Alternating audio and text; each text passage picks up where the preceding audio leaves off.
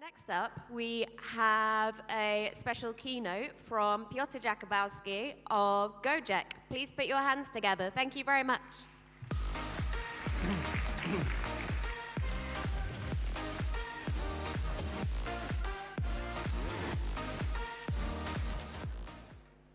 Good afternoon, everybody. Who here has heard of Go-Jek? Put your hand up. All right, great.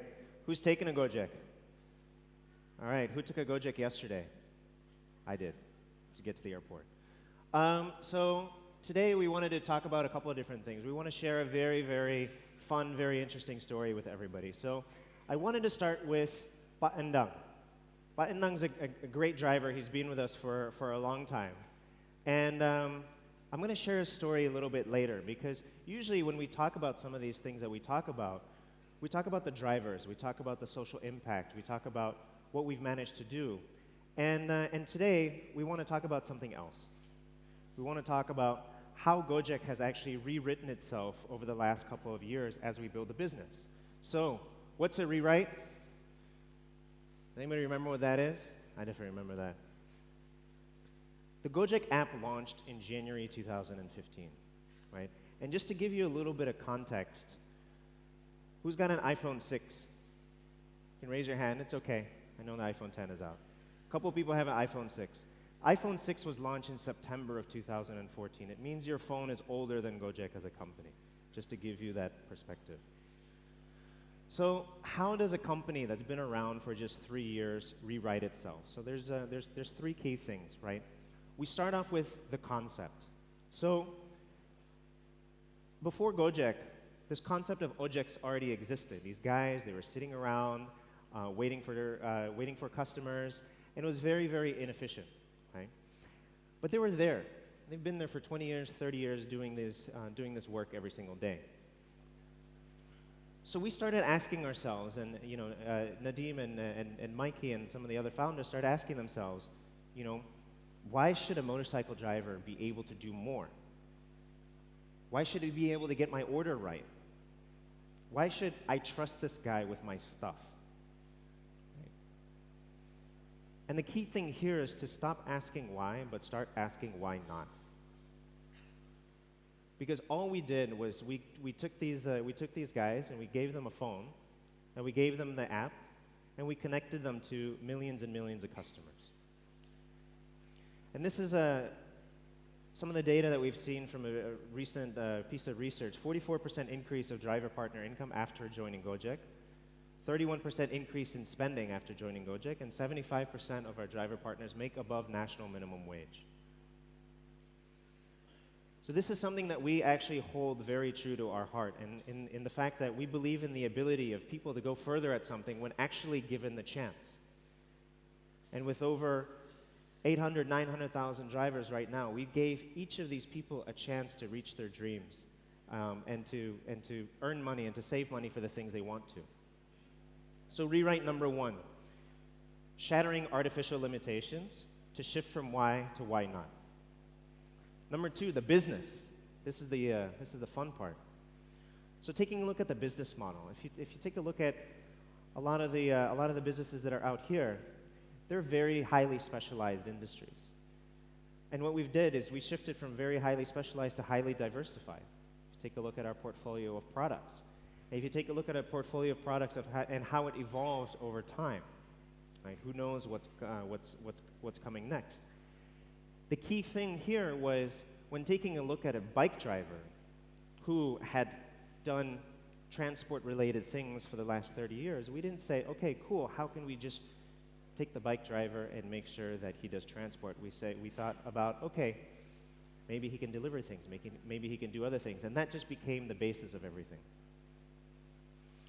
The operations. So here's a chart from 2015 of our monthly order growth, and if you could see, right around May, June, July is a problem. Does anybody see the problem in July? Got the number of orders and the number of drivers. That's a big problem. So many orders coming in, not enough drivers. So we really needed to figure out how do we scale the number of drivers that we have on the platform. So this is what we did. We rented a stadium. And we were hiring 4,000, 5,000 drivers a day for weeks. So this is what it had looked like, and this is because demand had far outstripped supply at that point. So the interesting thing, the 120,000. So this is a number of drivers that we had brought onto the platform and onboarded in 6 weeks. And the very interesting thing here is that it's not just the case of getting 120,000, figuring out where to put 120,000 people. That's number one. Number two, not a case of getting there. But we needed 120,000 jackets, 120,000 helmets, 120,000 cell phones, and 120,000 SIM cards to be available. And there's no playbook that brands like Unilever or anybody else have written in order to do this. There wasn't a playbook. The team was like, how the hell do we do this? I don't know, let's figure it out. So funny anecdote here, actually, while we were preparing for this, all of the factories in the Jakarta area ran out of the color green to make jackets. So we actually had to order jackets from another city and get it shipped in because there was no more green left, right? Cell phones, it was the same thing. We would call the cell phone companies, some people were asking, oh, why did you choose this company? Well, we had to call the cell phone company and say, hey guys, do you have 120,000 phones laying around that we can order? Yep, all right, cool, we'll take you. Next is the partnerships. We had to rethink the way we did our partnerships. And these are the partners that we work with in order to provide for our drivers. And one of the stories that's really key and important for me is health insurance and life insurance. So we've taken for granted the fact that we pay our monthly premium every single month for health insurance, for life insurance, that's fine. But when you've had people who have lived day to day their entire life, they need to find a better way of doing that. So we worked together with Allianz and a whole bunch of other companies to actually provide life insurance on a day-to-day basis. So every morning when the driver wakes up, he's got his phone and he knows, today I need to save this much money for my life insurance and for my health insurance. And that was something that was totally, entirely new. So we've gone from monthly payments, the fact that you need to think about saving, the possibility of high default rates, to daily payments, automatic deductions, and building credibility and building credit for these drivers and for the people in the ecosystem to have better access to some of the things in the future. So this is something pretty dear to us, is that innovation requires you to take these best practices that you have, throw them out the door, roll up your sleeves, and actually get to work. So rewrite number 2 is take the best from all of your previous experiences and build your own playbook. It's not saying that these best practices are bad. It's just saying that you got to pick and choose. Bonus here, failure is inevitable. It's going to happen. Do it with grace. The very first time that I failed personally, it was a pretty terrible couple of weeks. But then over time, you figure out that, hey, there's really nobody writing it. There's no book that you're learning from. You are actually writing the book. Last is the app. So in January 2015, when Go-Jek launched, today we're called a ride-hailing company. We've been talked about as being the ride-hailing guys. But fact of the matter is, January 2015, this is what the app looked like. And there's more than ride-hailing in there. We had courier, we had transport, we had shopping. 3 services. We were doing 12,000 monthly payments. By December 2015, we finally started adding more products. We had 10 services, cash and Go-Jek credit, and there were 13 million monthly bookings. April 2016, that's when we launched GoCar and GoPay.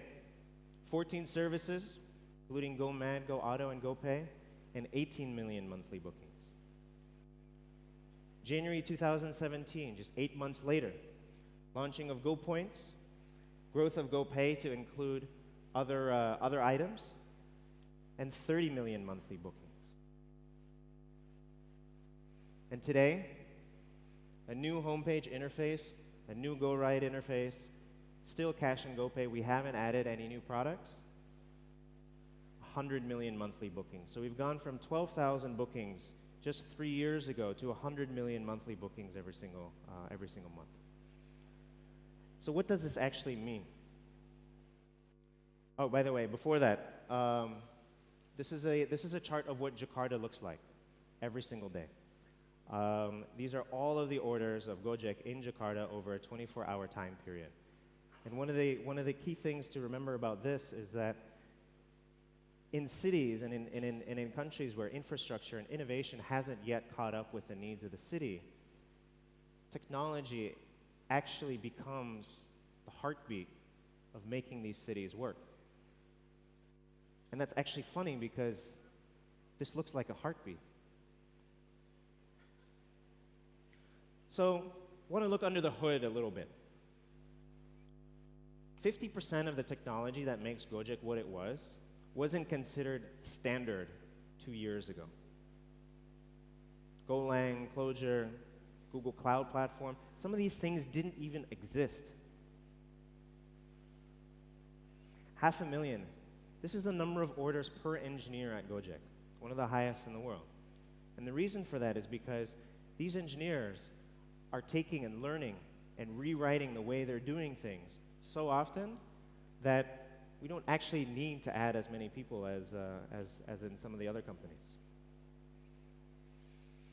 Here's an idea of how our microservices had grown from 2015 to 2017. And a microservice is all of these little things that could hold a little piece of data, whether it's a feedback rating, whether it's the weather, whether it's a driver statistic. And all of these things needed to be managed, and the systems needed to be rewritten and rewritten and rewritten again because the rate of growth was so fast.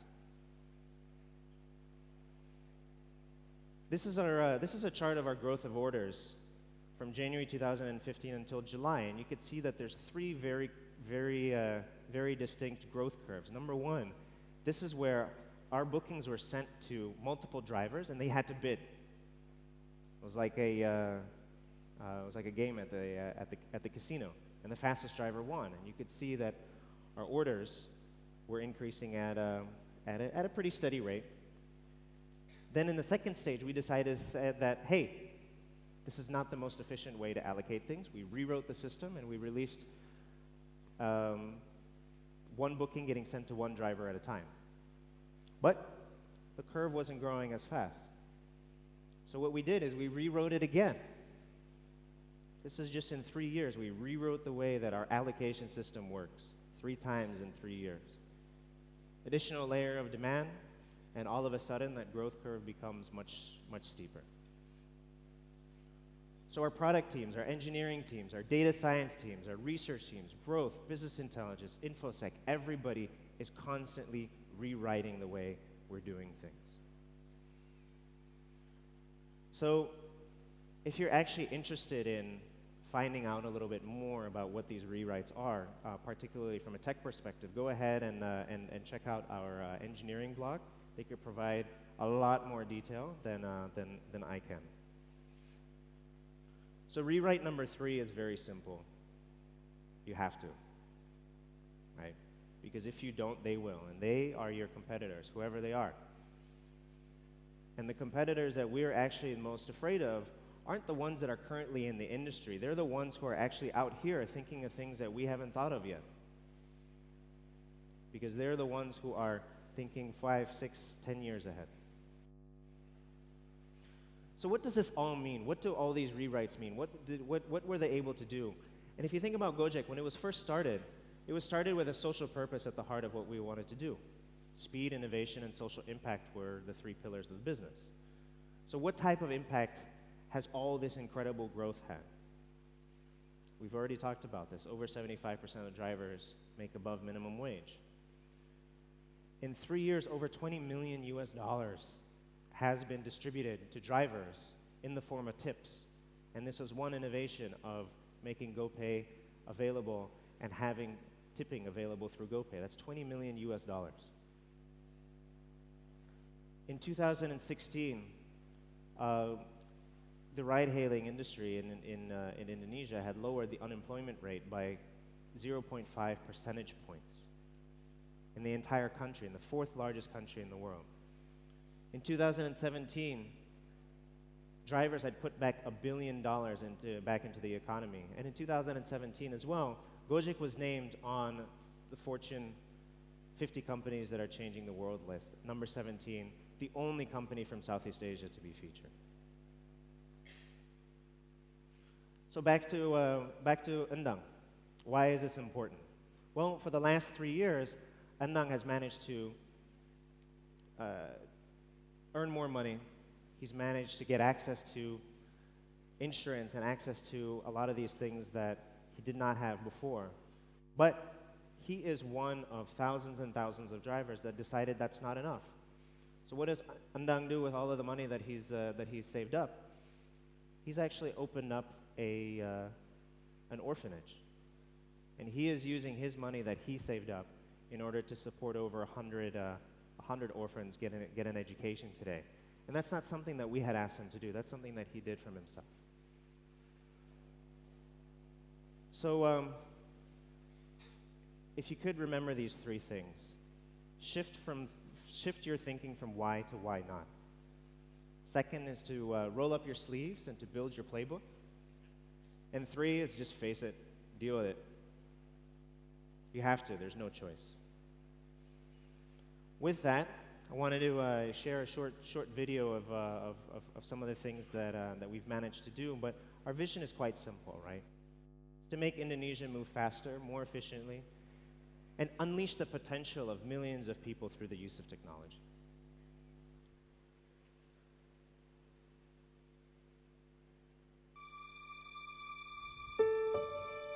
Ayo bangun. Ini hari yang baru buat kita. Mungkin kemarin kita tidur dengan kecemasan dan kegelisahan. Gelisah karena takut lapar lagi. Gelisah karena uang sekolah anak yang semakin mahal.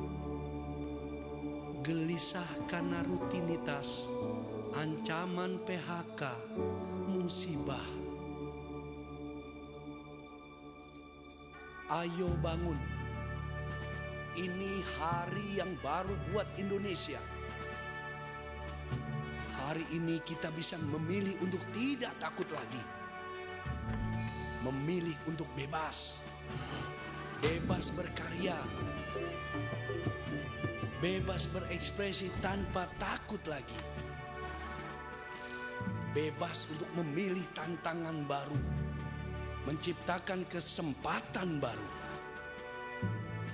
Bebas untuk terus dan terus belajar. Bebas untuk bahu-membahu. Bahu-membahu untuk Indonesia. Hari ini akan lahir lagi satu mimpi baru. Ayo bangun Indonesia.